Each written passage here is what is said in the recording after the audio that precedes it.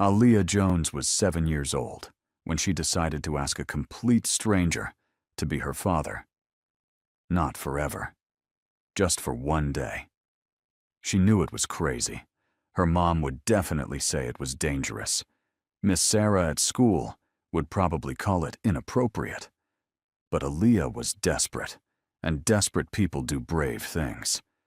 If you're ready to hear how one question, asked by one little girl, changed 3 lives forever, then subscribe to this channel right now.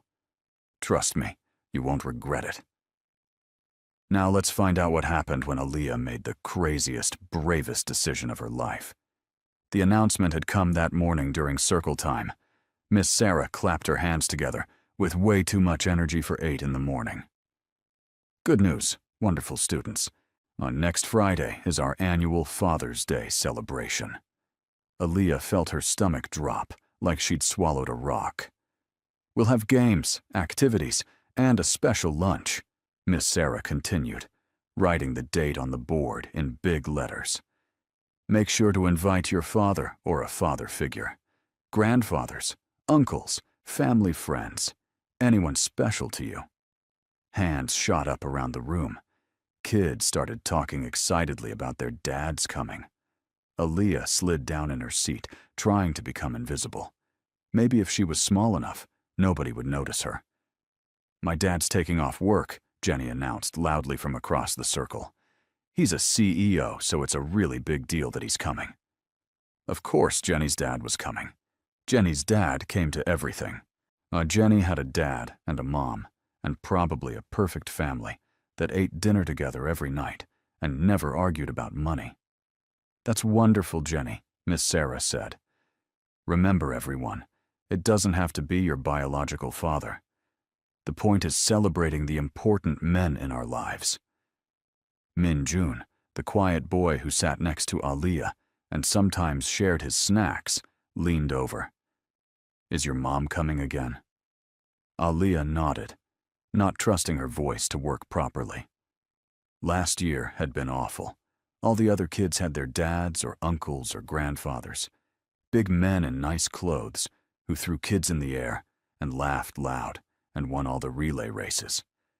Aaliyah's mom had come in her teaching clothes, tired from working late the night before. She'd tried so hard, played all the games, cheered the loudest, held Aaliyah close during the father-daughter dance, while Aaliyah pretended not to hear the whispers. Where's her dad? Doesn't she have a dad? Why is only her mom here? That's so weird. After school, Aaliyah dragged her feet the whole walk home. Her mom noticed immediately because moms always notice everything. Rough day, baby? They announced the Father's Day thing. Aaliyah kicked a small rock and watched it skitter across the sidewalk. Her mom, Brooke, stopped walking. Oh, that one word carried so much weight. Sadness and guilt and frustration all mixed together. I don't want to go this year, Aaliyah said, still looking at the ground. I don't want you to come either. I'm sorry, Mommy, but I can't do it again. Aaliyah, honey. Everyone laughs at me. The words came out faster now, odd like a dam breaking.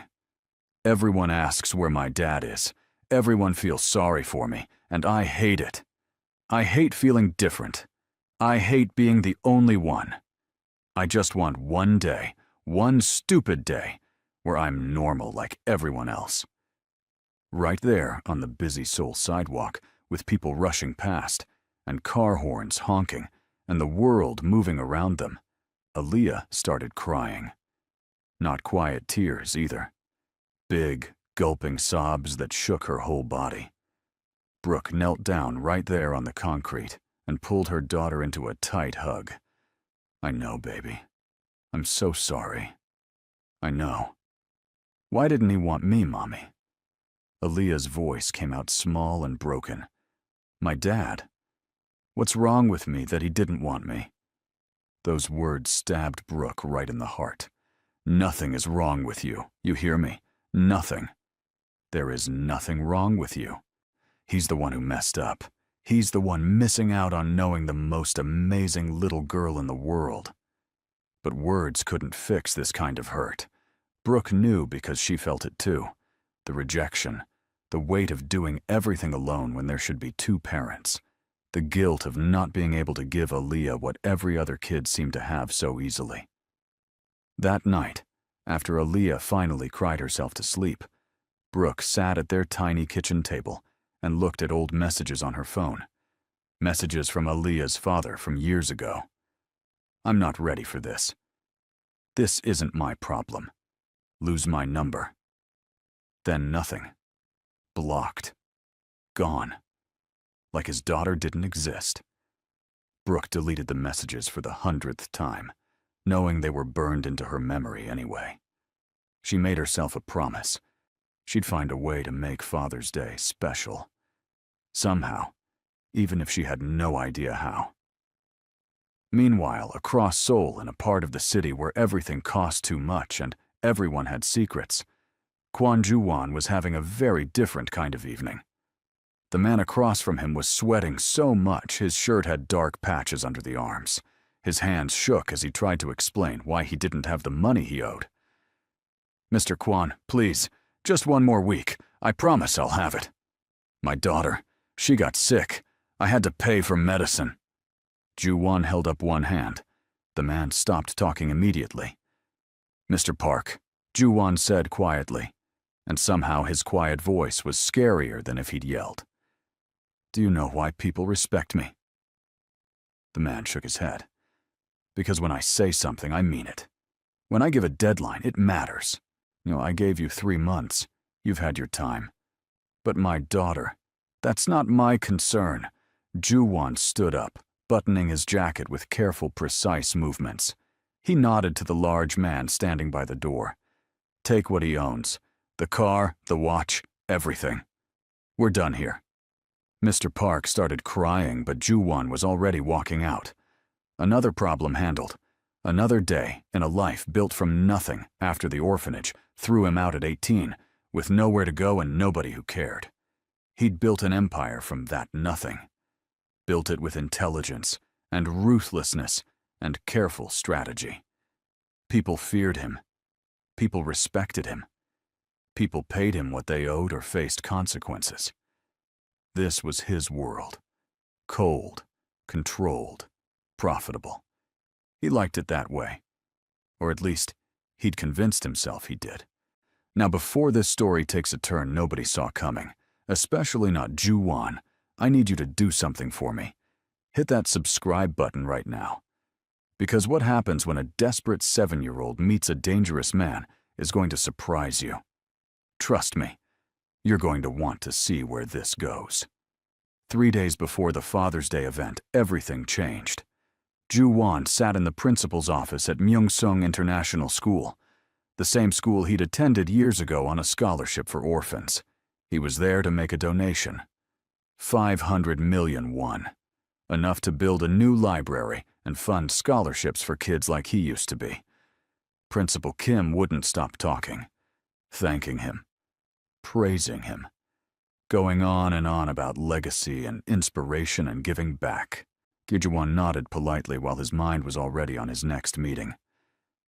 "And we'd be so honored if you'd attend our Father's Day celebration next Friday as a special guest," Principal Kim said, sliding a fancy invitation across the desk. Ju-won glanced at it. "I'll have to check my schedule." Just for an hour, the children would be so inspired to meet you, a scholarship student who became so successful. If only he knew what kind of success he was praising. Ju-won took the invitation just to end the conversation. "I'll see what I can do." He left the building and stood by his car, waiting for his assistant Min-seo, who'd run back inside for something he forgot. The afternoon sun felt warm. Students were leaving school, their voices and laughter filling the air. Ju-won checked his phone, scrolling through messages about shipments and territories and problems that needed handling. Business as usual. He didn't notice the little girl walking toward him until she spoke. "Excuse me, mister?" Ju-won looked down, surprised. A small girl with brown skin and her hair in 2 puffballs stood there, looking up at him with the biggest, most serious eyes he'd ever seen. She was tiny, maybe 7 years old, wearing a school uniform with her backpack almost as big as she was. Yes? He wasn't used to children approaching him. Actually, he wasn't used to anyone approaching him unless they wanted something or owed him money. The little girl took a deep breath, like she was gathering every bit of courage she had. "Are you married?" Ju-won blinked. Of all the things he expected her to say, that wasn't it. "Son, what?" "Are you married?" she repeated, like this was a perfectly normal question to ask a stranger. "No." "Why are you asking me this?" "Do you have any kids?" "No." "Where are your parents?" "My mom's at work. She picks me up at 4. The girl looked him up and down, like she was evaluating him for a job interview. "Could you pretend to be my daddy? Just for one day?" The world seemed to stop. Ju-won just stared at her, certain he'd heard wrong. "You want me to what?" The words came out faster now, tumbling over each other like she was afraid he'd walk away before she finished. "There's this Father's Day thing at school next Friday. Everyone brings their dad or their uncle or somebody. I only have my mom and she's amazing, but she's not a dad, and everyone makes fun of me, and I just want one day where I'm normal like everyone else. Please. You're asking a complete stranger to pretend to be your father." Ju-won couldn't believe this conversation was happening. "You look nice. You're dressed nice. You have a good car." She pointed at his Genesis like that proved something. "You look like the kind of dad they show on TV, and you're here at my school, so you're probably not dangerous or anything. That's not how dangerous people work. So does that mean you'll do it?" She had him there. Ju-won ran a hand over his face. This was insane. Completely insane. He should walk away right now. Get in his car and forget this conversation ever happened. But something stopped him. Something in the girl's face. The hope mixed with fear. The incredible bravery it must have taken to walk up to a stranger and ask for something like this.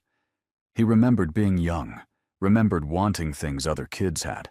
Parents, family, someone to show up for school events and birthday parties, and all the normal things that felt impossible when you grew up in an orphanage. "What's your name?" he heard himself ask. The girl's face lit up like he'd already said yes. "Aaliyah. Aaliyah Jones." "I'm Ju-won." He paused, knowing he was about to make either the best or worst decision of his life. "And I can't just agree to something like this without talking to your mother first, Aaliyah." Her face fell. "She'll say no. My mom doesn't trust people easily. That makes her a smart woman. But you seem nice. Come on, you haven't been mean or weird or anything. I'm still a stranger. You don't feel like a stranger." Aaliyah said it so simply, so certainly, like she just knew things about people. Ju-won pulled out his phone, already regretting this. "Give me your mother's phone number. I'll call her and explain that I'm not a creep." "That's exactly what a creep would have to say, though," Aaliyah pointed out. Despite everything, Ju-won almost smiled. "You're right, but I'm going to try anyway." Aaliyah rattled off her mother's number. Ju-won saved it in his phone, still not quite believing what he was doing. "I'm not promising anything," he said firmly. "I know. But you're thinking about it, right? That's more than anyone else has given me. Why did you pick me? There are lots of people here." Aaliyah thought about it. "You have kind eyes. Sad eyes, but kind. Like you know what it feels like to want something you can't have." The observation hit him harder than it should have.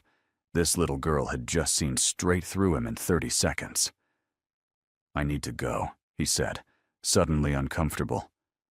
"If I'm going to do this, and that's a big if, I'll call your mother." "Okay." Aaliyah started backing away, still smiling. "Her name is Brooke. She's really pretty and really nice. She might be a little mad at first, maybe a lot mad. But she wants me to be happy more than anything." Then she turned and ran toward the after-school program building, her backpack bouncing with every step. Ju-won stood there staring at his phone, at the contact saved as Aaliyah's mom. Min-seo appeared at his elbow, making him jump. "Boss, who is that child?" "I have no idea." Ju-won looked at the school, then at his phone, then back at the school. Absolutely no idea. But as he drove away, he couldn't stop thinking about brave little Aaliyah, who asked strangers for help because she just wanted one normal day. He couldn't stop thinking about her sad eyes that somehow saw his sad eyes too. And he couldn't stop wondering what he was going to say when he called her mother. Because for the first time in 15 years, Kwon Ju-won had been asked to do something that had nothing to do with money or power or fear. He'd been asked to show up, to be kind, to give a lonely kid one good day. And somehow, that felt more dangerous than anything he'd ever done. That evening, Brooke was making dinner, barely paying attention to the rice as she stirred it, and her mind kept going back to Aaliyah's tear-streaked face, her baby girl thinking something was wrong with her just because her father was a coward. Her phone rang, unknown number, probably spam. She answered anyway. "Hello? Hello. Is this Brooke Jones?" A man's voice, deep, speaking Korean with a Seoul accent. "Yes, who's this?" "My name is Kwon Ju-won. I met your daughter this afternoon outside Myeong-sung International School." Brooke's blood went cold. She put down the spoon. "You what?" "She approached me. I want to make that clear. I didn't approach her." "Why are you calling me? Where's my daughter? What did you do?" Brooke was already grabbing her keys. "She's fine. She's at school. I'm calling because she asked me something, and I told her I needed to speak with you first." What could my 7-year-old possibly ask a grown man that requires a phone call? There was a pause. "She asked me to pretend to be her father for a school event." Brooke stopped moving. "She what?" "The Father's Day celebration. She said she needed someone to come with her, and she asked if I would do it." A million feelings hit Brooke at once. Embarrassment that her daughter had asked a stranger. Anger that Aaliyah had been that desperate. Sadness that it had come to this. Fear that this man might be dangerous. "Mister, I don't know who you are." "Kwon Ju-won. I own several businesses in Seoul. I was at the school making a donation. Your daughter saw me by my car and decided I looked, and I quote, like the dads on TV." Despite everything, Brooke almost laughed. That sounded exactly like something Aaliyah would say. "Mr. Kwon, I appreciate you calling, instead of just showing up or something worse. But we don't need help from strangers. My daughter will be fine." "Will she?" "Excuse me." I'm not trying to overstep. But the look on that little girl's face when she asked me, that wasn't fine. That was desperation. Brooke felt tears burning in her eyes. "You don't know anything about us." "You're right. I don't. But I know what it's like to be a kid who wants something everyone else has. I grew up in an orphanage. I watched other kids get adopted, get families, get people who showed up for them. I know exactly how your daughter feels." Brooke sat down hard on her kitchen chair. "Look," Ju-won continued, his voice softer now. "I'm not asking you to trust me. I'm asking you to meet me. Public place, somewhere you feel safe. Let me show you I'm not dangerous. Then you can decide. Why would you want to do this? What do you get out of it?" Good question. Ju-won had been asking himself the same thing. Honestly, I don't know. Maybe a chance to give a kid one good day. Maybe that makes up for some of the bad I've done. That answer was too honest to be a lie. "There's a coffee shop on Samseong Street, the one next to the bookstore. Tomorrow at noon," Brooke heard herself saying. "I'll be there. And Mr. Kwon, if this is some kind of game or trick, I have friends. Good friends. You understand?" She didn't really have those kinds of friends, but he didn't need to know that. "Understood. I'll see you tomorrow. Is that Miss Jones?" After he hung up, Brooke sat staring at her phone for a long time. Had she really just agreed to meet a strange man because her daughter asked him to play pretend father? This was crazy. Absolutely crazy. Aaliyah came home from after-school program bouncing with energy. Mommy, guess what?" "What, baby?" "I think I found us a dad for the Father's Day thing." Brooke looked at her daughter's hopeful face and felt her heart break and heal at the same time. "Yeah, baby. He called me. We're going to talk about it." Aaliyah screamed and jumped up and down. "Really? Really, really, really. But I'm not promising anything. We have to meet him first and make sure he's safe and nice." "He is, Mommy. I could tell. He has kind eyes." Brooke hoped her daughter's instincts were right. She also hoped she wasn't making the biggest mistake of her life. That night, Ju-won sat in his penthouse apartment, looking out at the Seoul skyline. Min Seo had left hours ago after trying one more time to talk him out of this. "Boss, this is a bad idea. What if someone sees you? What if it gets complicated? What if—" "I'm not asking your permission," Ju-won had said, ending the conversation. Now alone, he picked up the invitation to the Father's Day event. He thought about that little girl, Aaliyah, looking up at him with hope in her eyes. When was the last time someone had looked at him like that? Like he could be something good? He pulled up his background check on his laptop, the official one he used for legitimate business dealings. Clean record, successful businessman, philanthropist. Nothing that would scare a protective mother. The real file, the one that showed his actual business, his connections, the gray and black areas he operated in, that stayed locked away. One day, he told himself, he could be a normal person for one day. How hard could it be? Across the city, Brooke was doing her own research. She Googled Kwon Ju-won and found plenty of results. Photos of him at charity events, articles about his business investments, mentions of his donations to schools and hospitals. He looked legitimate, respectable even. But there was something in some of the articles, careful word choices that made her pause. Controversial business practices. Private investor with diverse interests. Prefers to stay out of the spotlight. What did that mean? She looked at Aaliyah sleeping peacefully in her bed, curled up with her favorite stuffed elephant. Her baby girl who just wanted one normal day. Brooke made a decision. She'd meet this Kwon Ju-won. She'd look him in the eye and figure out if he was genuine or dangerous. She'd trust her instincts, the same ones that had kept her and Aaliyah safe all these years. And if he seemed wrong in any way, she'd run and never look back.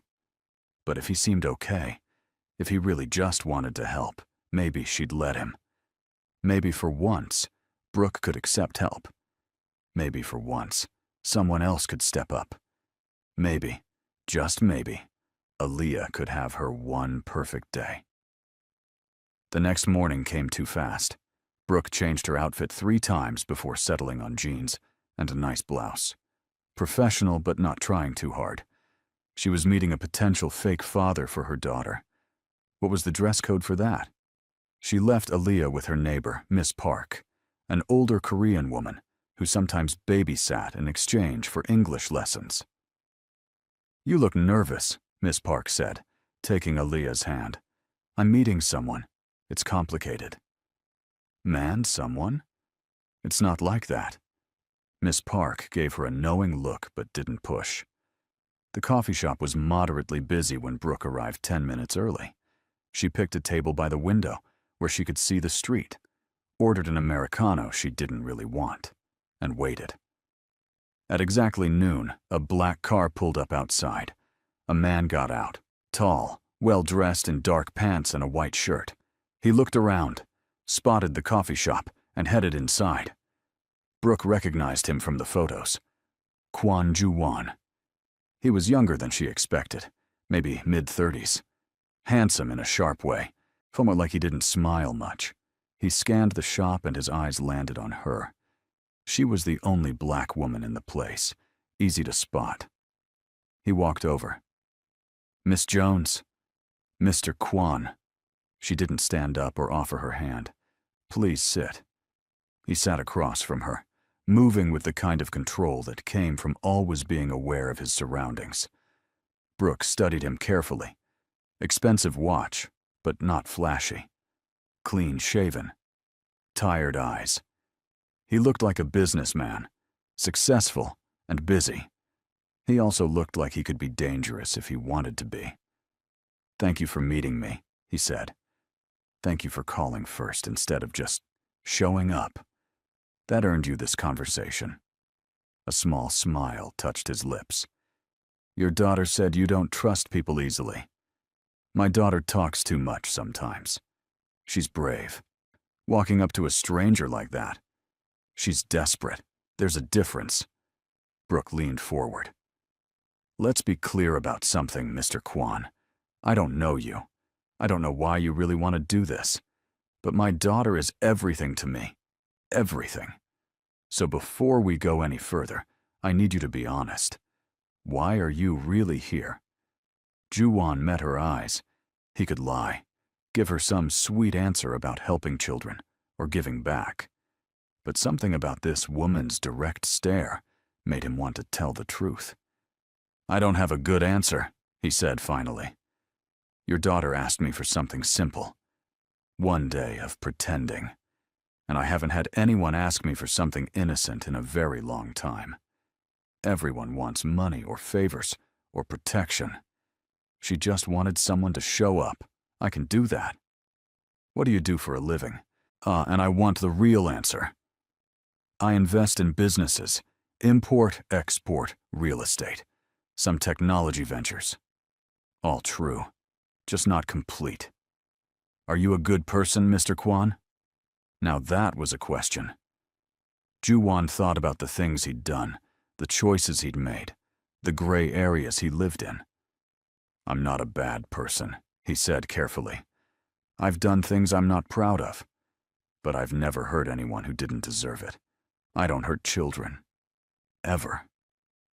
Brooke watched his face as he spoke. She'd gotten good at reading people. Had to be as a foreign woman living alone in Korea. This man was hiding things. She could tell. But he also seemed genuine about this, about wanting to help Aaliyah. "If we do this, and I mean if, there are rules," she said. "Of course. You meet us in public places only before the event, and you're never alone with her. After the Father's Day thing is over, you disappear from our lives completely. No contact, no showing up, nothing." Each rule felt like a knife, but Ju-won nodded. Agreed. "No expensive gifts, no money. This isn't about that. Understood. And if at any point I feel uncomfortable or Aaliyah seems upset, this ends immediately. I wouldn't want it any other way." Brooke sat back, studying him one more time. Her instinct said he was telling the truth, or at least his version of it. Her heart said Aaliyah deserved this chance to be happy. Her brain said this was completely insane. "Okay," she heard herself say. "We can try this." Ju-won's expression shifted. Surprise and something else. Relief, maybe. "Really? One day, that's it. You show up for the Father's Day event, play the part, and then you're gone. Can you do that?" "Yes." "Then I guess we have an agreement, Mr. Kwan. Call me Ju-won. Let's not get too familiar. This is a business arrangement. A business arrangement to fake a family relationship." "Right." Ju-won almost smiled. "When should I meet Aaliyah officially?" "Tomorrow. There's a park near our apartment. We'll meet there at 3. They exchanged a few more details, set up the time and place clearly, and then Brooke stood to leave. "Miss Jones," Ju-won said as she turned to go. "For what it's worth, you're doing an amazing job with her. Aaliyah is bright and brave and kind. That doesn't happen by accident." Brooke felt unexpected tears threatening. "Thank you," she managed, then left quickly before he could see her cry. Outside, she leaned against the wall and took deep breaths. And she'd just agreed to let a stranger pretend to be her daughter's father. Either this was the best decision she'd ever made, or she'd regret it forever. Only one way to find out. Telling Aaliyah was harder than Brooke expected. Her daughter had built this up so much in her mind that Brooke worried reality couldn't match it. So he said yes? Aaliyah asked for the 5th time, bouncing on the couch. He said yes. But baby, listen to me. This is just pretend, just for the one day at school. Then he goes back to his life, and we go back to ours. Do you understand? Aaliyah nodded, but Brooke could see she wasn't really hearing it. In her daughter's mind, this was already a fairy tale coming true. What if I don't like him when I meet him? Aaliyah asked suddenly. Then we call the whole thing off and I'll come to the event with you like always. But what if the kids make fun of me again? Brooke pulled Aaliyah onto her lap. Baby, those kids don't matter. Their opinions don't matter. You are perfect and wonderful, and if they can't see that, that's their problem, not yours. I just want one day where I fit in, Mommy. Just one. I know, sweetheart. I know. The next afternoon, Brooke and Aaliyah walked to Olympic Park. It was a warm spring day, the kind where Seoul felt almost magical with cherry blossoms starting to bloom and families everywhere enjoying the weather. Ju-won was already there, sitting on a bench near the playground. He wore jeans and a simple black shirt, trying to look casual. He still looked too put together somehow, like casual took effort for him. Kim, is that him? Aaliyah whispered, suddenly shy. That's him. You sure you want to do this? Aaliyah took a deep breath and nodded. Then she grabbed Brooke's hand, and they walked over together. Ju-won stood when he saw them coming. Up close, Brooke noticed things she'd missed at the coffee shop. A small scar above his left eyebrow. The way he held himself ready, like he expected trouble. The careful way he looked at Aaliyah, like she might break. Hi, Mr. Ju-won, Aaliyah said, still holding tight to Brooke's hand. Hello, Aaliyah. It's nice to see you again. You remember me? Hard to forget someone who asks a stranger to be their pretend father, Ju-won said, and there was warmth in his voice that surprised Brooke. Aaliyah giggled. I guess that was pretty weird, huh? A little weird. Also very brave. They stood there awkwardly for a moment. Brooke had no idea how to navigate this situation. What was the protocol for introducing your daughter to her fake father? Why don't we walk? Ju-won suggested. Aaliyah, your mom tells me you go to Myeongsung International. Do you like it there? And just like that, the ice broke. Aaliyah started talking about school, her favorite subjects, her best friend Min-jun, the mean girl Jenny. She talked about her teacher and the class pet hamster and how she wanted to learn taekwondo, but classes were expensive. Ju-won listened, really listened. He asked follow-up questions and seemed genuinely interested in what a 7-year-old had to say. Brooke watched him carefully, looking for red flags, but saw only a man being kind to a child. They reached the playground, and Aaliyah looked at Brooke with pleading eyes. Go ahead, Brooke said. We'll be right here. Aaliyah ran off to the swings. Brooke and Ju-won sat on a bench where they could watch her. She's great, Ju-won said. Talks a lot. That's putting it mildly. Sometimes I think she uses up all the words in the world before bedtime. Must be hard, doing this alone. Brooke stiffened. We managed just fine. I didn't mean it as criticism, just an observation.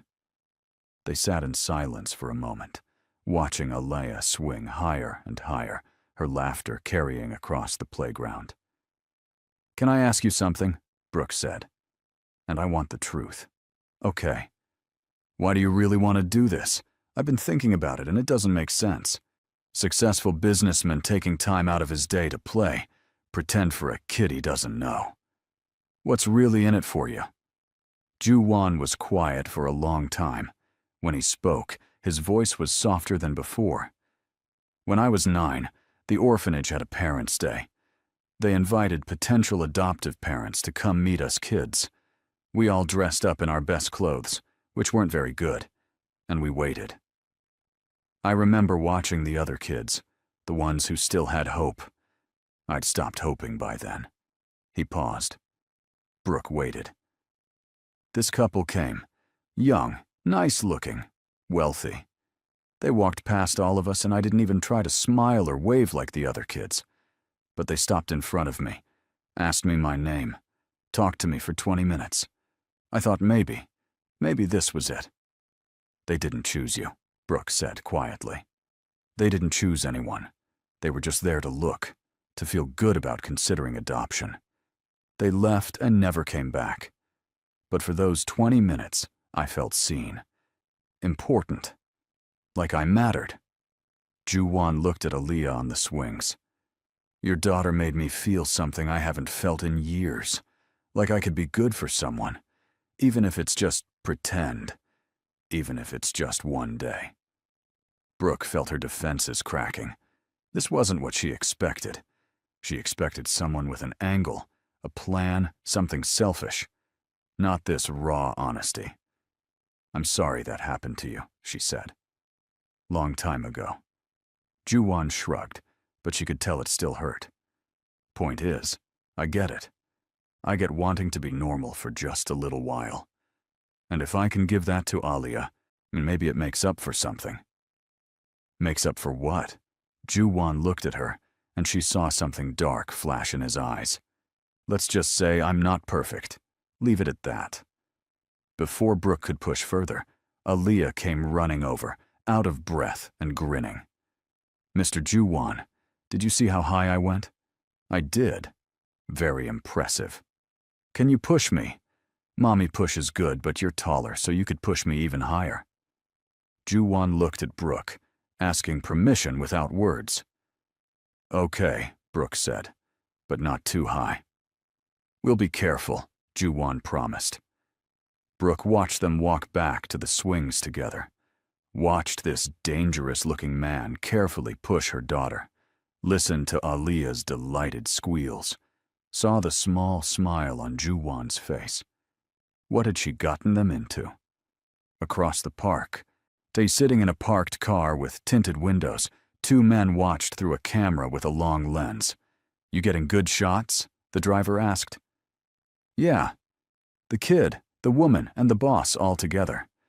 Looks real cozy. The man with the camera clicked through the photos. Seok-jin's gonna love this. Ju-won's got a secret family.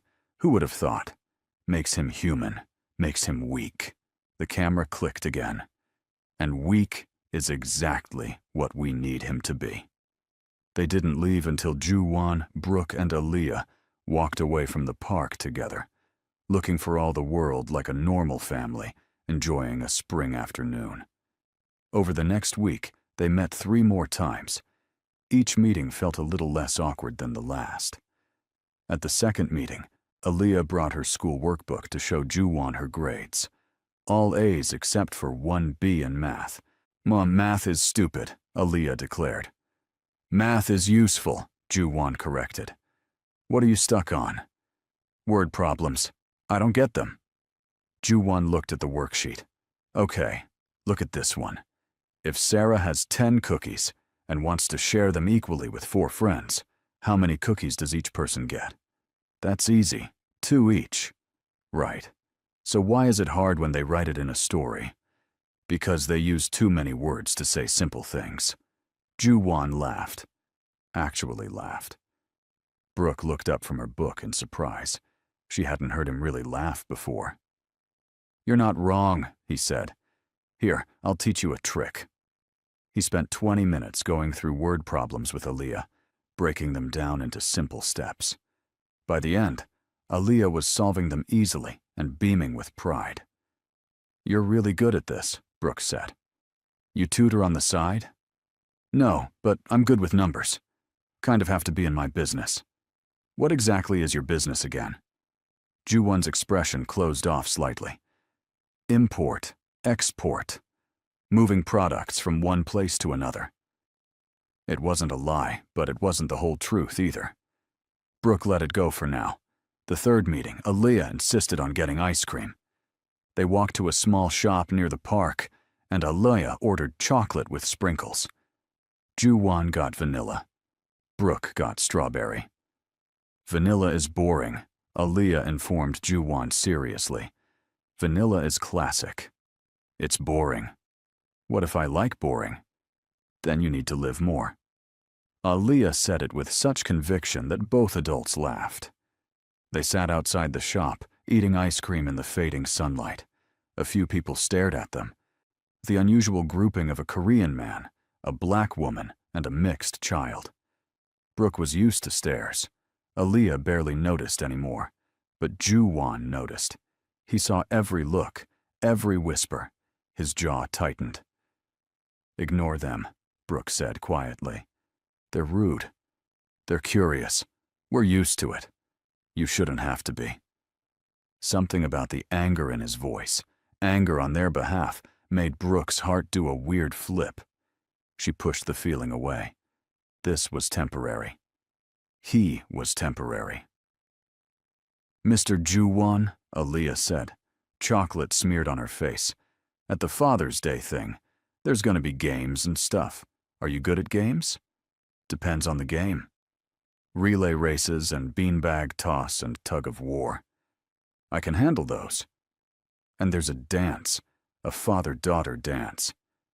Aaliyah looked suddenly shy. "You have to hold hands and sway. It's what the dads do."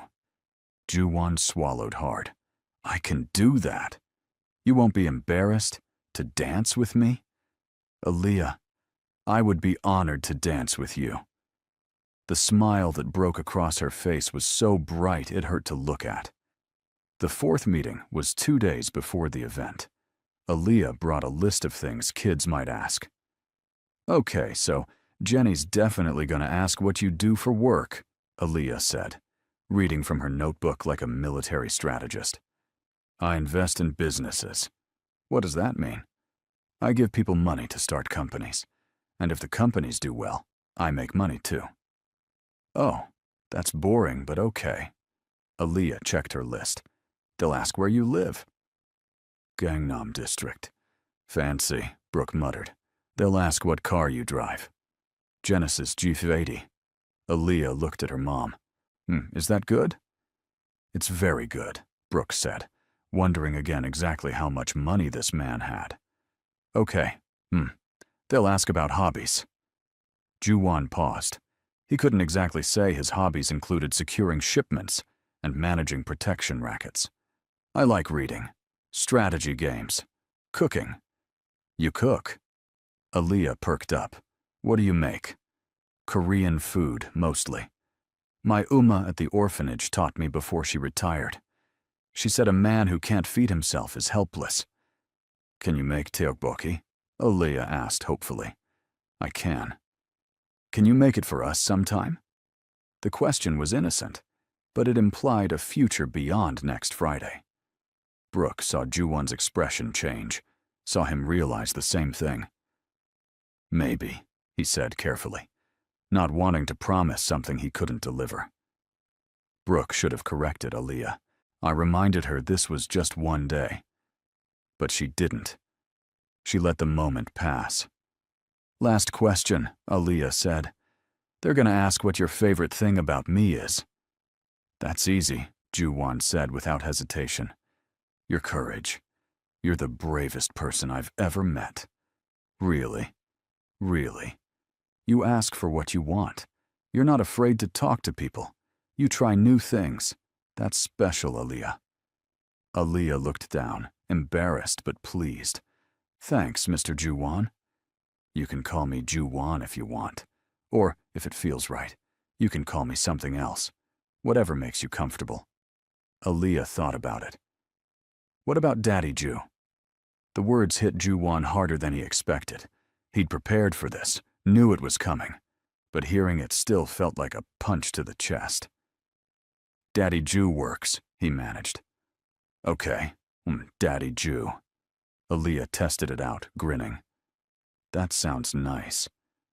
Brooke watched Ju-won's face, saw something crack in his careful armor. This man was getting attached, and that was dangerous for everyone involved. But it was too late to stop it now. That night, Ju-won sat in his office at home, staring at the Father's Day invitation. Min-seo had called 3 times trying to talk him out of going. His accountant needed signatures. A shipment was delayed and needed his attention. His whole world was moving forward, and here he was, planning to spend Friday at a children's event. He should cancel, make up an excuse, disappear like he'd promised to do after the event anyway. But he kept seeing Aaliyah's face when she called him Daddy Ju, kept hearing her laugh, kept thinking about how for the first time in his adult life, someone needed him for something good. His phone rang, unknown number. He almost didn't answer, but something made him pick up. Kwon Ju-won. His voice was all business, heavy breathing on the other end. Then, "Cute kid you've got." Ju-won went very still. "Who is this?" "Someone who's been watching. She looks happy. Would be a shame if something changed that." The line went dead. Ju-won stared at his phone, ice flooding his veins. Someone knew about Aaliyah. Someone was watching. This was exactly what he'd feared, what he'd been too selfish to properly consider. His world had just touched Aaliyah's, and now she was in danger. He called Min-seo immediately. "I need security on Brooke Jones and her daughter. Now. Full detail, but they can't know they're being watched." "Boss, what happened?" "Someone called. Someone's watching them." Ju-won was already pulling up his security feeds, checking his systems. "Get our best people. I want eyes on them 24 hours. This is why I said this was a bad idea. I don't need I told you so. I need them protected. Can you do that? Or do I need to find someone who can?" "I'll handle it. Boss, are you going to tell the mother?" Ju-won thought about Brooke, about how she'd trusted him despite her better judgment, about how he'd promised her they'd be safe. "Not yet. Not until I know more. Just keep them safe." He hung up and immediately started making other calls. He had enemies. That was part of his life. But most of them wouldn't go after a child. Most of them had lines they wouldn't cross, which meant this was either someone new or someone desperate. Either way, they'd just made a fatal mistake, because Ju-won protected what was his, and somehow, without meaning to, Aaliyah and Brooke had become his to protect. Friday morning arrived too fast. Brooke woke up with her stomach in knots. Today was the day, the Father's Day celebration, the day her daughter had been dreaming about for weeks, the day a stranger was going to pretend to be Aaliyah's father. Nothing about this felt normal. "Mommy, help me with my dress," Aaliyah called from her room. They'd bought a new dress for the occasion, spending money Brooke really didn't have but couldn't refuse. It was purple, Aaliyah's favorite color, with a full skirt that twirled when she spun. Brooke helped her into it, brushed out her hair, and styled it into 2 puff balls with purple ribbons. "You look beautiful." "Oh, baby. Do I look like I have a dad?" Aaliyah asked, studying herself in the mirror. The question broke Brooke's heart into pieces. "You look perfect. And Aaliyah, remember, this is just pretend." "I know, Mommy. Just for today. I remember." But the way she said it told Brooke that her daughter was already forgetting the pretend part, already making this real in her heart. They met Ju-won outside the school at 9. He showed up in dark slacks and a light blue shirt, holding a single purple flower. "For you," he said, handing it to Aaliyah. "To match your dress." Aaliyah took it like he'd given her a treasure. "You remembered my favorite color. I pay attention." Other families were arriving, dads in various levels of dress, kids excited and bouncing. A few people looked over at them, curiosity plain on their faces. The wealthy Korean man with the black woman and mixed child made quite a picture. "You ready?" Brooke asked Ju-won quietly. "As I'll ever be." They walked into the school together. Aaliyah grabbed Ju-won's hand without hesitation. He looked down at her small hand in his, and something shifted in his expression. Softer. Vulnerable. Brooke's phone buzzed. A text from her friend, Rachel. "Girl, is that man what I think he is? You've been holding out on me." Brooke typed back quickly. "It's complicated. Tell you later." The event was held in the school gymnasium, decorated with banners and balloons. Tables were set up along the sides with snacks and drinks. In the center was space for activities and games. Miss Sarah greeted them at the door. "Aaliyah, you look wonderful, and you must be her father." "Ju-won," he said, shaking her hand. "Well, nice to meet you." "We're so glad you could make it. Aaliyah's been talking about you all week." They found seats, and immediately other parents started looking over. Brooke recognized some of them from previous events, saw their surprise, saw them whispering. Then Jenny's father walked over. Mr. Pak, a man who wore his wealth like armor and treated anyone he saw as beneath him with casual contempt. "Mr. Kwan," he said, his whole demeanor changing. "I didn't know you had a daughter at this school." Ju-won stood, suddenly all business. "Mr. Pak, yes, Aaliyah attends here. I'm surprised we haven't met at any of the parent events before. I keep my personal life private." Of course. Mr. Pak looked at Brooke like he was seeing her for the first time. "Your wife is—" "Brooke," Ju-won said smoothly, so not confirming or denying the wife assumption. "This is Brooke." Suddenly Brooke was visible. Mr. Pak actually bowed slightly to her. Other parents who'd ignored her before were looking over with new interest. "Mommy, why is everyone being nice now?" Aaliyah whispered. "Because Daddy Ju is important," Brooke whispered back, using the name without thinking. The activities started. First was a relay race, fathers and daughters running together with a balloon between them. Ju-won crouched down to Aaliyah's level. "Okay, strategy. We keep the balloon steady, move at your pace, and we'll be fine. Don't you want to win?" "I want us to have fun. That's winning." They didn't come in first, but they didn't come in last either. Aaliyah was laughing so hard by the end, she could barely breathe. That was worth more than any trophy. Next was the beanbag toss. Ju-won had surprisingly good aim. Aaliyah missed more than she made, but Ju-won high-fived her after every throw, success or not. "You're really good at this dad stuff," a voice said. Brooke turned to see another mother, a kind-faced Korean woman named Mrs. Choi, whose son was in Aaliyah's class. "It's his first time at one of these events," Brooke said. "Well, he's a natural. Look at Aaliyah's face. I haven't seen her smile like that before." Brooke looked. Aaliyah was radiant, glowing with happiness. And Ju-won, this serious man who probably ran a criminal empire for all Brooke knew, was smiling down at her daughter like she'd hung the moon. The dance came after lunch. Fathers and daughters paired up. Music started playing, something slow and sweet. Ju-won held out his hand to Aaliyah. "So may I have this dance?" Aaliyah put her small hand in his. He led her to the dance floor, knelt down so they were closer to the same height, and they swayed together. Brooke watched from the sidelines, her phone out recording because she knew Aaliyah would want to remember this. Through the screen, she saw her daughter's face. Pure joy. No sadness, no feeling left out, no wondering why she didn't have what other kids had. For these few minutes, she had exactly what everyone else had. A dad who showed up. A dad who danced with her. A dad who made her feel special. The song ended.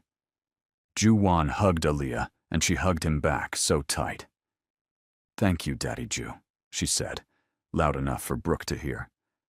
"Thank you for asking me," he replied.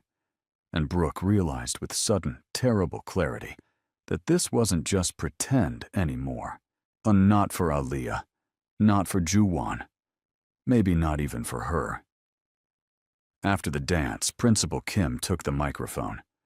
"I want to thank all our wonderful fathers for being here today, especially our special guest, Mr. Kwon Ju-won, whose generosity continues to support our school." Applause broke out. Ju-won stood awkwardly, nodding in acknowledgement. Aaliyah clapped harder than anyone, proud of her pretend father. The event wound down around 2. Parents and kids filtered out slowly, tired and happy. Aaliyah held both Ju-won and Brooke's hands, swinging between them. "This was the best day ever," she announced. "Better than my birthday, better than Christmas, better than everything." "I'm glad you had fun," Ju-won said. They reached the parking lot. This was it. The moment where Ju-won would say goodbye and disappear from their lives, like they'd agreed. Aaliyah seemed to realize it too. Her smile faded. "So, I guess this is it," she said, trying to sound mature, but her voice wavered. Ju-won knelt down to her level. "Aaliyah!" "It's okay. You don't have to say anything. We made a deal. One day. I got my one day." Tears were forming in her eyes. "Thank you for being my dad today. Even if it was just pretend." Ju-won looked up at Brooke, something desperate in his eyes, like he was asking permission for something he couldn't say out loud. Brooke should have held firm, should have reminded him of their agreement, should have protected her daughter's heart from more hurt. But she couldn't, because her own heart was involved now too. "What if it wasn't just one day?" Ju-won said quietly. Aaliyah's head snapped up. "What? What if, maybe, we could do this again? Not every day. I have work, and you have school. But sometimes. Would you like that? Really? You mean it?" "I mean it." Aaliyah launched herself at him, hugging him so hard Ju-won almost fell over. He caught himself, wrapping his arms around this little girl who'd somehow become important to him in just 2 weeks. Over Aaliyah's head, his eyes met Brooke's. She saw the question there. Saw him asking if this was okay. She should say no. Should end this now before it got more complicated. Instead, she found herself nodding. Just slightly. Because watching her daughter this happy was worth the risk. Even if the risk was falling for a man who lived in shadows and carried secrets heavier than she could imagine. Means even if the risk was letting Aaliyah's heart get broken when this inevitably fell apart. For now, just for now, they could have this. They could pretend just a little longer. What none of them knew was that across the parking lot, someone was taking pictures. Lots of pictures. The happy fake family, smiling and hugging and looking for all the world like they belonged together. The pictures were sent immediately to a secure server, then to a private phone. The phone belonged to a man sitting in a dark office, a man with scars and patience and plans. Min Seok-jin looked at the photos and smiled.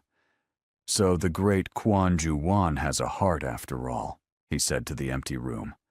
"How wonderfully inconvenient for him." He pulled up another screen showing Ju-won's known businesses, his territories, his weaknesses. Before today, Ju-won had none. Before today, he was untouchable. But now he had a little girl who called him daddy, a woman who looked at him like he might be good, a fake family that looked real enough to matter. And that meant Seok-jin finally had his leverage. "Enjoy your happy day," he said, looking at the photo of Aaliyah hugging Ju-won. "Because very soon, you're going to have to choose between your empire and that smile." He set his plan in motion with 3 phone calls. By Monday, everything would change. But for now, on this Friday afternoon, Brooke and Aaliyah and Ju-won walked to get ice cream, celebrating a successful Father's Day event. Aaliyah chattered about every detail, reliving every moment. Ju-won listened and responded and seemed more relaxed than Brooke had ever seen him. And Brooke let herself believe, just for an hour, that maybe this could work. Maybe this complicated, messy, unconventional arrangement could actually be something real. The ice cream shop was the same one they'd visited before. Aaliyah got chocolate again. Ju-won surprised everyone by getting chocolate too instead of vanilla. "Living more," he explained when Aaliyah laughed. They sat outside in the spring sunshine, a normal family having a normal afternoon, except nothing about them was normal. "Can we do something next weekend too?" Aaliyah asked, chocolate on her nose. "Aaliyah," Brooke warned. "What?" He said it wasn't just one day anymore. "I know, but Daddy Ju is busy." "I can make time," Ju-won interrupted. "What did you have in mind? Can we go to the aquarium?" "No, I've been wanting to go forever, but tickets are expensive, and Mommy always says maybe later." Brooke felt embarrassed, heat flood her face. "Aaliyah, you can't just—" "I'd love to go to the aquarium," Ju-won said. "Next Saturday work for you?" "Yes." Aaliyah bounced in her seat. "Then it's a date." A date. The word hung in the air. Ju-won seemed to realize what he'd said and looked at Brooke, checking to see if he'd overstepped. Brooke should set boundaries, should slow this down, should protect them all from the inevitable crash. "Next Saturday sounds good," she heard herself say instead. Aaliyah cheered. Ju-won smiled. And Brooke wondered what she was doing, letting this man into their lives, letting her daughter get attached, letting her own feelings get complicated. But the damage was done. The walls were down. There was no going back now. They just didn't know how high the price of that decision would be, or how soon they'd have to pay it. The week after the Father's Day event felt different. Aaliyah walked into school on Monday with her head high, smiling at everyone. When Jenny made a comment about her lunch looking weird, Aaliyah just shrugged. "My dad says different doesn't mean bad. It just means interesting." Jenny had nothing to say to that. At home, Aaliyah talked about Ju-won constantly. "Daddy Ju said this. Daddy Ju thinks that. Daddy Ju is taking us to the aquarium." Brooke listened and worried. Her daughter was getting too attached too fast. But how could she stop it when she was doing the same thing? Ju-won had started texting, not just about plans, but random things. A funny sign he saw that Aaliyah would like. An article about teaching kids math. A photo of food he cooked with the message, "Next time I'll make enough for 3. Brooke found herself checking her phone too often, smiling at messages from a man she barely knew, but somehow felt like she'd known forever. Wednesday evening, her phone rang. Ju-won's name on the screen made her heart do something stupid. "Hello? Hey, is this a good time?" His voice sounded tired. "Yeah, Aaliyah's doing homework. Everything okay?" "Fine. Just long day." Wanted to hear a friendly voice. Brooke sat down, surprised. "You called me for that? Is that weird?" "A little. We barely know each other. Feels like I know you better than people I've worked with for years." He paused. "Sorry. That probably sounds strange." "No, I get it." And she did. Somehow this rushed, an unusual relationship felt more real than anything she'd had in years. "You want to talk about your long day?" So he did. He talked around the details, keeping things vague, but she could tell he dealt with difficult people and complicated problems. She told him about her students at the academy, the one who only wanted to learn English curse words, the grandmother who brought her homemade kimchi every week. They talked for an hour. When they finally hung up, Brooke realized she'd been smiling the whole time. Aaliyah poked her head around the corner. "Was that Daddy Ju?" "Just Ju-won, baby. And yes, you look happy when you talk to him." "Do I?" "Yeah. You should look happy more, Mommy. You're pretty when you smile." Brooke pulled her daughter into a hug, blinking back sudden tears. When had her baby become so observant? A Saturday came fast. The aquarium trip was everything Aaliyah had dreamed of. She pressed her face against every glass tank, pointing out fish and reading facts from the information plaques. "Did you know octopuses have 3 hearts?" she informed them seriously. I did not know that, Ju-won said, equally serious. And they're really smart. They can solve puzzles and escape from tanks and everything. Sounds like someone else I know. Aaliyah beamed at the comparison. They stopped at the touch tank, where you could pet small sharks and rays. Aaliyah was nervous at first, but Ju-won went first, showing her it was safe. Soon she was giggling as the rays glided under her fingers. Brooke took pictures, capturing every moment. Ju-won caught her looking at him and raised an eyebrow. What? Nothing. Just, you're good with her. Unnatural. I'm faking it mostly, making it up as I go. That's all any parent does. The word parent hung between them. That's what he was becoming, wasn't he? Not biologically, not legally, but in all the ways that mattered. He showed up. He cared. He tried. At the gift shop, Aaliyah found a stuffed octopus and held it longingly. Can I get this? I'll use my allowance. How much allowance do you have saved? Brooke asked, already knowing the answer. 3,001. The octopus cost 15,000. Aaliyah's face fell as she put it back. Ju-won picked it up. Early birthday present. My birthday's not for 5 months. Then I'm very early. Ju-won, no, Brooke started, but he was already at the register. It's a stuffed animal, not a car. Let me do this. Aaliyah hugged the octopus the whole way home, naming it Hyun, which meant ocean kindness. She made Ju-won promise to meet Hyun properly. Hyun, this is Daddy Ju. Daddy Ju, this is Hyun. She has 3 hearts just like real octopuses. Nice to meet you, Hyun, Ju-won said solemnly, shaking the octopus's tentacle. Aaliyah dissolved into giggles. They grabbed dinner at a small restaurant near Brooke's apartment. Nothing fancy, just kimbap and tteokbokki and too much food. Aaliyah told jokes she'd learned at school, most of them not very funny, but they laughed anyway.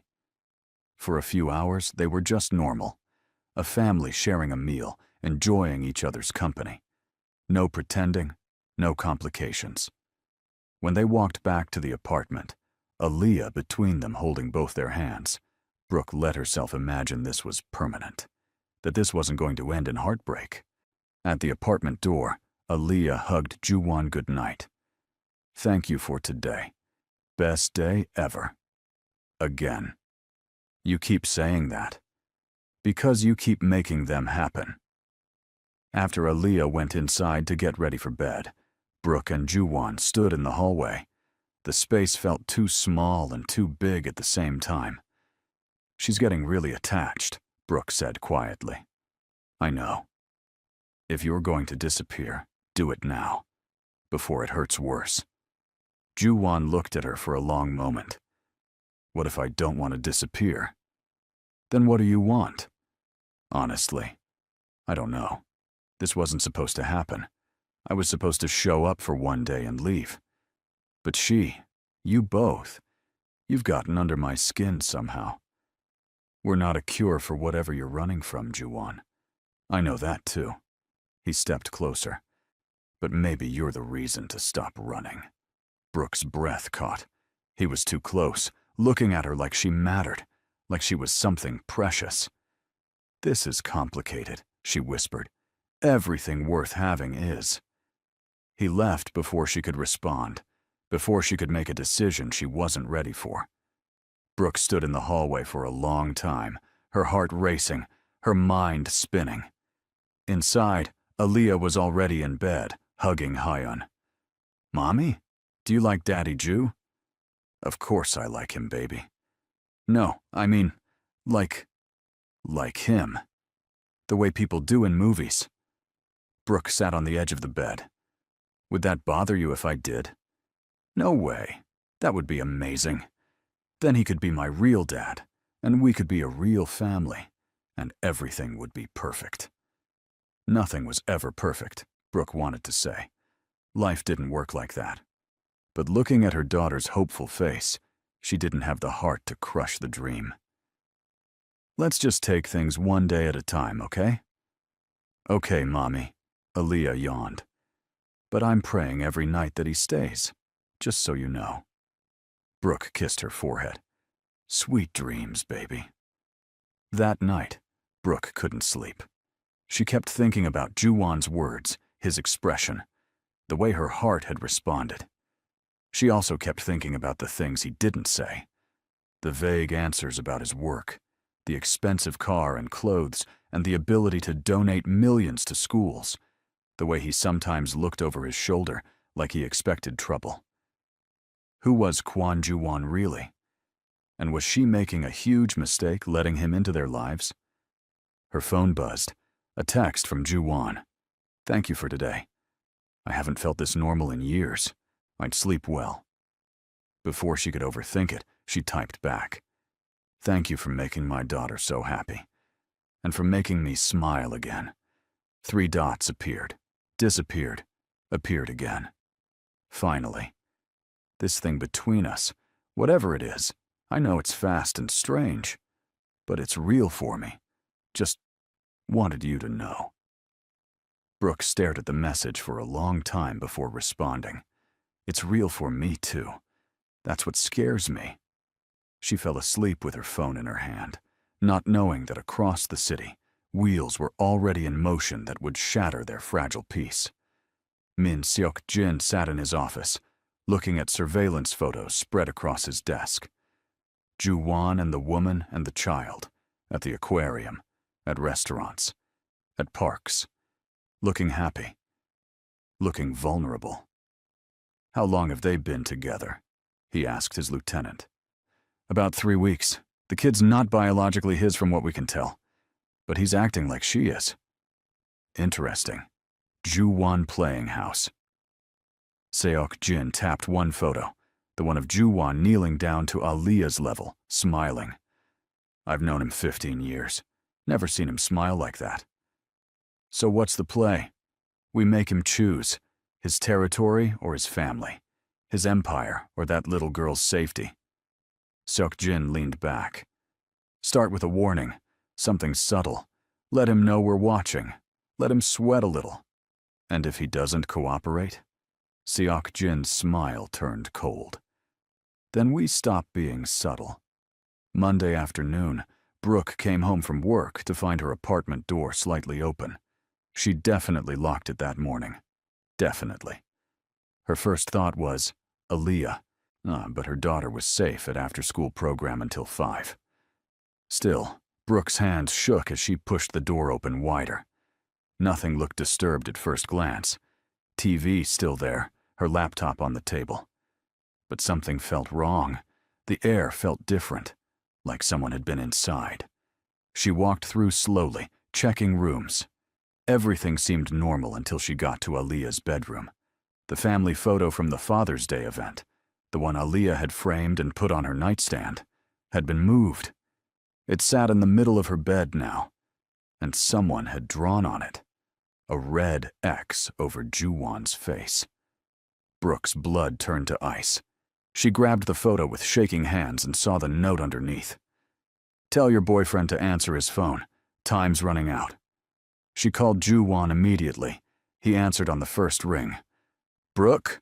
What's wrong?" "Someone was in my apartment. They left a message about you." Silence. Then, "Don't touch anything. I'm coming now. Are you safe? Where's Aaliyah?" "Still at school. I'm alone. Ju-won, what's happening?" "Lock the door. Don't let anyone in except me. I'll explain everything when I get there." He hung up before she could respond. Brooke locked the door, checked the windows, grabbed a kitchen knife because she'd seen that in movies, and didn't know what else to do. 15 minutes later, someone knocked. She looked through the peephole and saw Ju-won. She let him in, and he immediately checked every room, every closet, every possible hiding place. "You're alone," he said finally. "Good. Ju-won, what is this? Who are these people?" He looked at her, and she saw something in his face she hadn't seen before. Fear. Real, the genuine fear. "I need to tell you something. And you're going to want me to leave. You're going to hate me. But I need you to listen first." Brooke sat down hard on her couch. Okay. I'm not just a businessman. I mean, I am, but not the legal kind. I run operations that exist in gray areas. Import, export, protection, information. I've spent 15 years building an empire that operates outside the law. You're a criminal. Her voice sounded hollow. Yes. You're in the Mafia or something. Something like that. And I have enemies. Dangerous ones. One of them just found out about you and Aaliyah. Brooke stood up, anger flooding through her shock. You brought criminals to my door? To my daughter? I didn't mean to. I hoped it would just be one day and no one would notice. But I kept coming back, and they saw, and now they know you matter to me. We don't matter to you. We barely know you. That's not true, and you know it. Ju-won stepped closer. Brooke, I'm sorry. I'm so sorry. But right now we need to focus on keeping you safe. Safe? You're the danger. You need to leave. Now. Get out and never come back. I can't do that. Yes, you can. You walk out that door and forget we exist. If I do that, they'll still come for you. You're a loose end now. A witness who knows my face, my connection to illegal activities. My enemies won't just let you go. The reality of what he was saying hit her. So what? We're trapped now? We're in danger because my daughter asked you to play pretend dad? I'm going to fix this. I have people, resources. I can protect you. Like a criminal protects people? Oh, no, thank you. Brooke, please. Get out. Get out of my home right now. Aaliyah's voice came from the doorway. Daddy Ju? They both turned. Neither had heard her come in. She must have used her key. Her little face was confused, looking between the two adults. What's wrong? Why's Mommy yelling? Ju-won knelt down. Hey, Aaliyah. Your mom and I are just having an adult conversation. It doesn't sound good. It's complicated, sweetheart. Aaliyah looked at Brooke. Mommy, are you making Daddy Ju leave? Baby, it's not that simple. You always do this. Whenever something good happens, you push it away. Tears filled Aaliyah's eyes. I finally have a dad, and you're making him go. Aaliyah, there are things you don't understand. I understand that you're scared. You're always scared. But Daddy Ju is nice, and he makes us happy, and I don't want him to leave. Brooke felt like her heart was being ripped in half. She looked at Ju-won, saw his misery, saw him waiting for her decision. Everyone out, she said quietly. Aaliyah, go to your room. Ju-won, wait in the hall. I need to think. Brooke, please, just give me a minute. Aaliyah stomped to her room. Ju-won stepped into the hallway. Brooke closed the door and leaned against it, trying to breathe. Her daughter was in danger because of a man they'd known for 3 weeks, a criminal, someone who lived in a world of violence and gray morality, but also someone who'd shown up, who'd been kind, who'd made Aaliyah happier than Brooke had seen her in years. What was the right choice? Pushing him away might not even keep them safe now. But letting him stay meant accepting his protection, his world, his darkness. She opened the door. Ju-won stood there, hands in his pockets, looking lost. If we do this, if I let you help, you tell me everything. No more secrets. I need to know what we're dealing with. Relief flooded his face. Okay. Yes. Anything. And the first thing you do is keep my daughter safe. I don't care what it costs or what you have to do. She doesn't get hurt. Ever. I swear it. Then start talking. Tell me everything. They sat at her kitchen table, and Ju-won laid it out. His organization, his operations, his enemies. A rival named Min Seok-jin, who'd been trying to take his territory for months. The warning call he'd gotten earlier in the week. I already have people watching you, he admitted. Security I hired after the first threat. Yeah, you haven't noticed them, but they're there. People have been following us. Protecting you? There's a difference. Brooke wanted to be angry, but she was too scared. What do they want? Seok Jin wants me to give up my territory, my operations. He's using you as leverage. So give it to him. Give him whatever he wants. It's not that simple. If I show weakness, others will come. It never ends with one demand. Then what do we do? Ju-won reached across the table, stopping just short of touching her hand. You stay close to me. Under my protection. I have a secure apartment, guards, everything you need. Until I can eliminate this threat, you're safest with me. You want us to move in with you? Temporarily, just until this is over. Aaliyah will think it means something. She'll think we're together. That this is permanent. Maybe after this is done, we can talk about making it permanent. Brooke pulled her hand back. You don't get to do that. You don't get to turn a crisis into a relationship negotiation. I'm not. I'm just saying, when the dust settles, I'd like the chance to see where this goes, really goes. First we survive, then we can talk about the rest. Over the next week, they settled into a strange new normal. Brooke and Aaliyah moved into Ju-won's penthouse temporarily. Aaliyah thought it was an adventure, sleeping in a huge guest room, eating breakfast with a view of the whole city.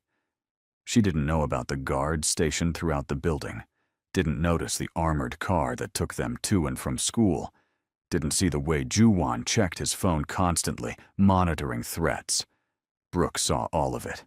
She also saw the way Ju-won made pancakes for Aaliyah on Tuesday morning, the way he helped with homework, even though he came home exhausted every night, the way he tucked her in and read stories and tried so hard to be normal when nothing about their situation was normal. On Thursday night, after Aaliyah was asleep, Brooke found Ju-won on the balcony staring at the city lights.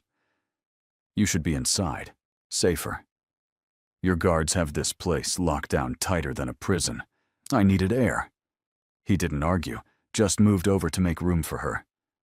How much longer? She asked. I'm working on it. Seok Jin is being careful, staying hidden. But we're close to finding him. And then what? Then I end this. By killing him? Ju-won was quiet for a long moment. That's usually how these things end. I don't want Aaliyah anywhere near that world. The world where killing is how problems get solved. I know. That's why I'm going to walk away from it. Brooke turned to look at him. What?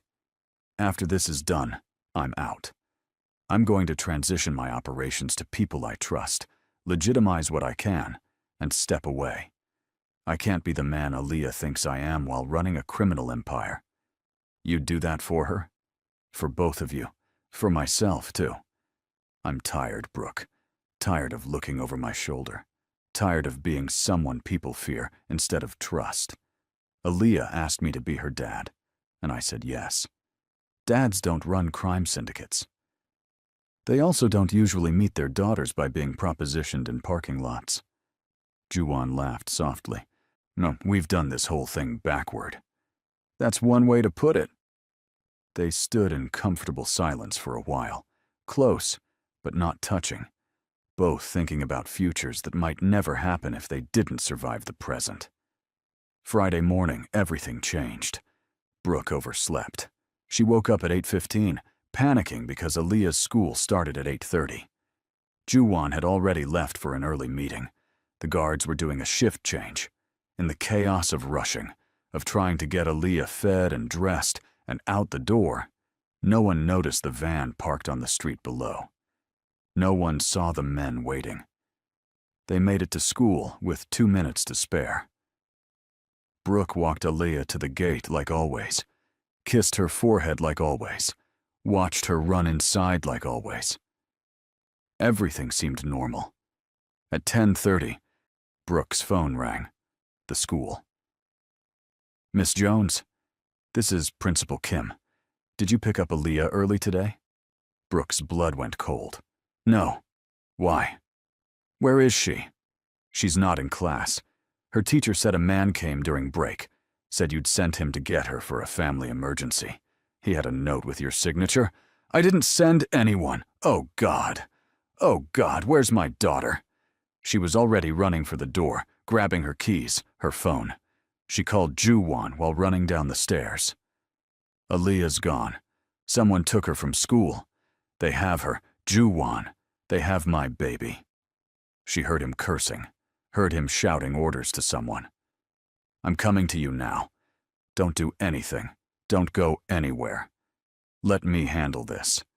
Handle it. They have my daughter. I know. And I'm going to get her back. I promise you, Brooke. I'm going to bring her home. Ju-won's car screeched to a stop outside the penthouse 12 minutes later.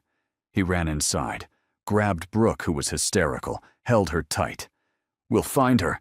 I swear to you, we'll find her. His phone buzzed. A video message from an unknown number. He opened it. Aaliyah appeared on screen, sitting in a chair, crying but unharmed. A man's voice spoke off camera. The great Kwon Ju-won, you've built quite the empire. Shame you have to give it all up now, unless you want the girl returned in pieces. You have 24 hours to transfer your territories, your accounts, everything. Come alone to the address I'm sending. Bring anyone else and she dies. Clock's ticking. The video ended. Brooke was sobbing into Ju-won's chest. He held her with one arm while texting rapidly with the other. Minseo, and get everyone together. Now. Full mobilization. He looked down at Brooke, smoothed her hair back. Listen to me. I need you to stay here. Can you do that? I'm coming with you. No. She's my daughter. I'm not sitting here while someone else saves her. I'm coming. Ju-won saw the determination in her eyes and knew arguing was useless. Okay. But you do exactly what I say. Exactly. Understood? Just bring her home. I will. Whatever it takes. The next 12 hours were the longest of Brooke's life. Ju-won's team worked frantically, tracking the video source, following digital trails, calling in favors from people Brooke didn't want to know about. By midnight, they had an address, an abandoned warehouse near the port. Seok-jin was there, waiting. Ju-won geared up like he was going to war. Vest, weapons, earpiece, for Brooke watched him transform from the man who made pancakes into someone cold and dangerous. The plan is simple, he told his team. I go in the front, make the exchange. You surround the building, stay out of sight. When I have Aaliyah, when she's clear, you move in. Boss, this is a trap, Minseo said. He's going to kill you the second you walk in. Probably. That's why you're going to make sure he doesn't get the chance. Ju-won looked at Brooke. You stay in the car with 2 guards.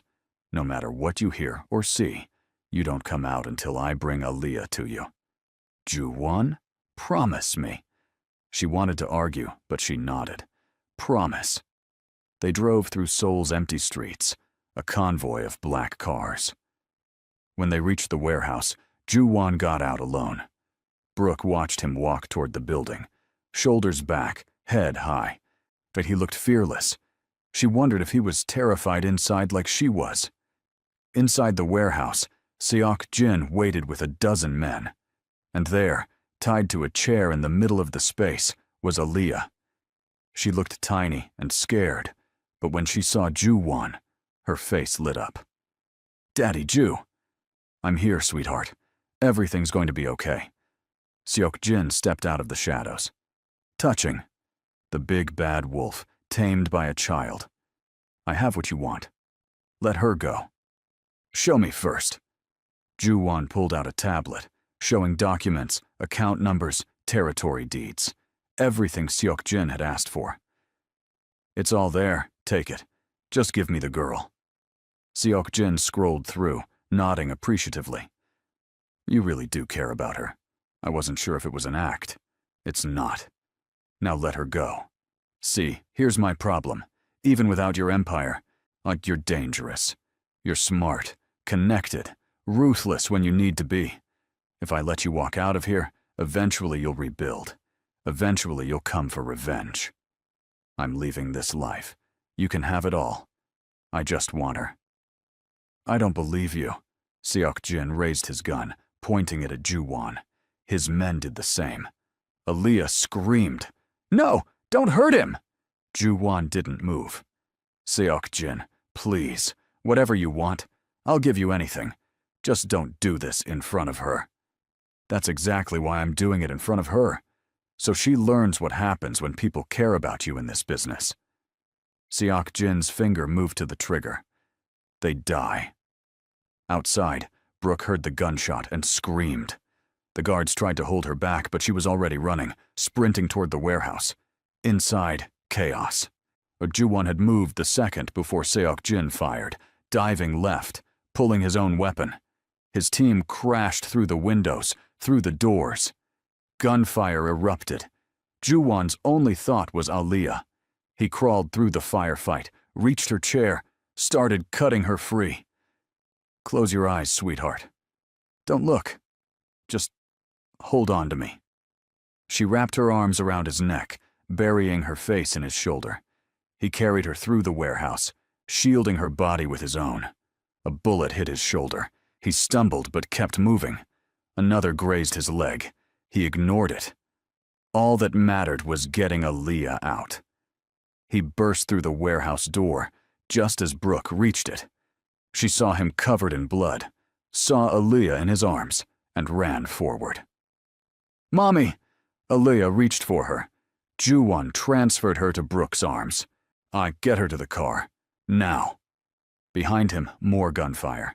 He turned back, limping, bleeding, but standing between Seok-jin's men and the two people he loved more than anything. The fight lasted another 10 minutes. When it was over, Seok-jin was in custody, his operation dismantled. Ju-won sat on the ground, paramedics working on his injuries. Brooke appeared, Aaliyah safely in the car with guards. She knelt beside him. "You're bleeding." "I'm fine. You got shot twice. Still fine." "Aaliyah." "Scared but not hurt." "You saved her. I almost got her killed." "No, you brought her home." Brooke touched his face gently. "You kept your promise." Aaliyah called from the car. "Daddy Ju." He looked over, managed a smile and a wave. She waved back, clutching high on the octopus. "I meant what I said," Ju-won told Brooke. "I'm out. After tonight. I'm done with this life. I'm holding you to that." "Good." The aftermath took months, police investigations, Seok-jin's trial, Ju-won's cooperation in exchange for immunity, the systematic dismantling of his empire. Aaliyah had nightmares for weeks. She refused to sleep alone, refused to let Ju-won or Brooke out of her sight. They took turns staying with her, reading stories, promising she was safe. Slowly, gradually, she healed. They all did. 6 months later, Brooke stood in a new apartment. Not Ju-won's penthouse, not her old tiny place, but something in between. Something theirs. Ju-won had started a legitimate security consulting business, using his skills and connections legally. It was doing well. He came home at regular hours. No blood, no late-night calls about shipments. Aaliyah burst through the door, went home from school. "Daddy, Mommy, guess what?"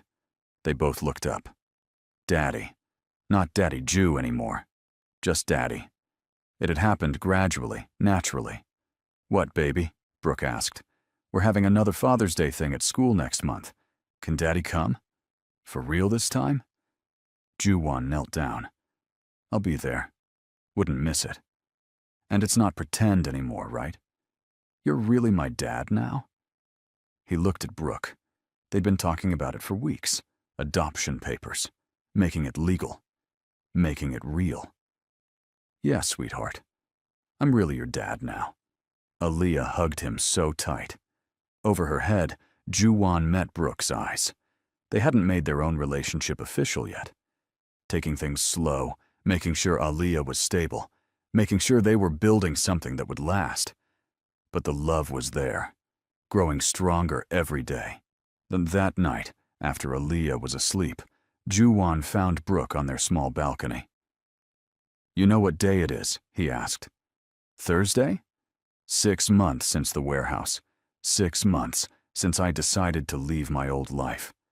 Any regrets?" "Not even one." He stood beside her. "I gave up an empire. Know what I got instead?" "What?" "Everything that actually matters. A daughter who thinks I hung the moon. A woman who makes me want to be better. A chance at a normal life." He took her hand. "Turns out normal is pretty amazing. It's not always going to be easy. Nothing worth having is." They stood together, looking at Seoul's lights. The same city where a little girl had walked up to a stranger and asked for one day. One day that changed everything. In her room, Aaliyah slept peacefully, holding Hyun, while on her nightstand sat the family photo from that first Father's Day event. Beside it, a newer photo. The three of them at the beach last month, genuinely happy, genuinely together. And on her desk, homework. An essay question. What is a hero? Aaliyah's answer, written in careful handwriting. A hero is someone who changes their whole life for love. My daddy used to be scary to other people, but he became gentle for me and my mom. He says the bravest thing he ever did was say yes when I asked him to be my dad. But I think the bravest thing was choosing to stay. Heroes don't run away.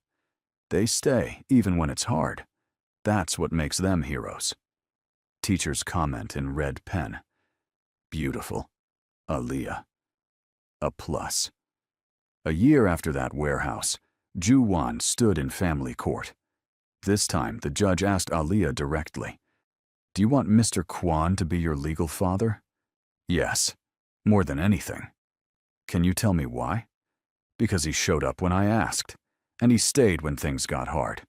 And he loves me and my mom. That's what dads do." The judge smiled. "Well said. Mr. Kwon, you're officially Aaliyah's father.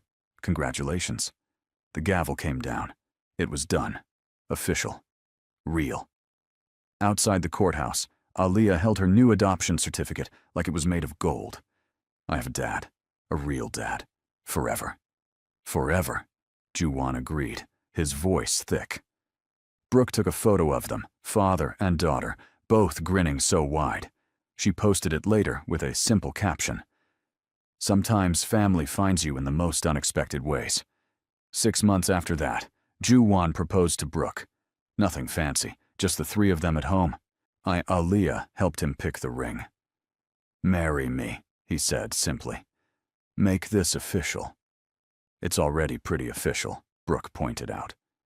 "Then make it permanent." "It's already permanent too." "Then marry me because I love you, and I can't imagine my life without you." That worked better. They got married in a small ceremony. Aaliyah was the flower girl, and the ring bearer and the maid of honor, all at once, because she insisted she had the most important job. During the ceremony, the officiant asked if anyone had objections. "Yeah, I do," Aaliyah said. Everyone froze. "What's wrong, baby?" Brooke asked. "Nothing's wrong. I just think they're taking too long. Can we get to the kissing part and then cake? I'm hungry." The entire room laughed. The ceremony continued. When Ju-won kissed his new wife, Aaliyah cheered loudest of all. So at the reception, she gave a speech. "I asked Daddy Ju to be my pretend dad for one day, but he's been my real dad for way more than that. And now he's my mom's husband, which makes us a real family. So I guess I'm really good at picking dads. Thank you for listening. Can I have cake now?" More laughter. More love. More proof that sometimes the most broken roads lead to the most beautiful destinations. That night, Ju-won tucked Aaliyah into bed in their new house. Bigger than the apartment, space for all of them. A real home. "Daddy?" she said sleepily. "Yeah, sweetheart. Remember when I asked you that day by your car?" "I remember." "Did you know you were going to stay? Or did you really think it was just one day?" Ju-won thought about it. Honestly, I thought it was one day. I thought I could give you that and walk away clean. But you didn't. But I didn't. You know why? Why? Because when you called me Daddy Ju that first time, something in me that was broken started to heal. And I realized I didn't want to go back to being the person I was before. I wanted to be the person you thought I could be. Aaliyah smiled. I'm glad I picked you. I'm glad you picked me too. Best decision you ever made. Best decision you ever made was saying yes. You're absolutely right. He kissed her forehead. Sleep tight. Love you. Love you too, Daddy. He left her room and found Brooke waiting in the hallway. Is she asleep? Almost. She wanted to talk about the day she asked me. She brings it up a lot. It's her favorite story. The day she got a dad by being brave enough to ask. They walked to their own bedroom, this new space they were building together. Brooke sat on the bed, watching her husband, still amazed that this was her life now. Do you ever regret it? She asked. Giving up everything you had? Every single day. Her face fell. He smiled and sat beside her. I regret that I didn't meet you both sooner. That I wasted years on things that didn't matter. That Aaliyah had even one day where she felt less than perfect. He took her hand. But giving up my empire for this? For you two? That's the best trade I ever made. We're pretty great, Brooke agreed. The greatest. They sat in comfortable silence, two people who'd found each other in the strangest way possible and built something real from a foundation of pretend. Outside their window, Seoul hummed with life, the same city where a little girl had asked a stranger for one day, where that stranger had said yes and changed 3 lives forever. Some stories start with once upon a time. This one started with, "Excuse me, mister, are you married?" And it ended with happily ever after. If this story touched your heart, hit to be reminded sometimes that it's never too late to become who we're meant to be, that families come in all shapes and sizes, that sometimes one day really can change everything.